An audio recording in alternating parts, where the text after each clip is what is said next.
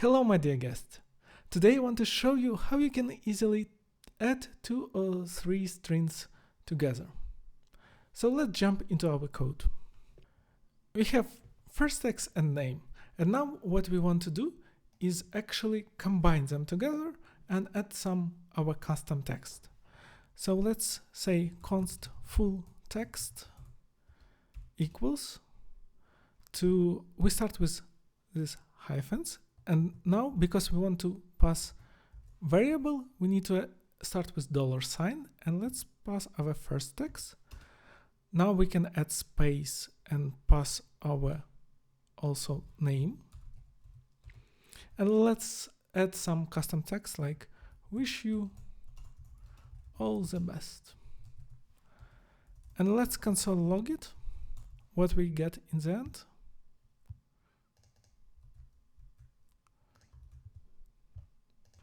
And let's run, and what we get is happy birthday guest, wish you all the best.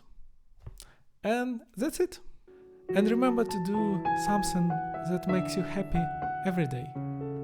Have a great day. Bye.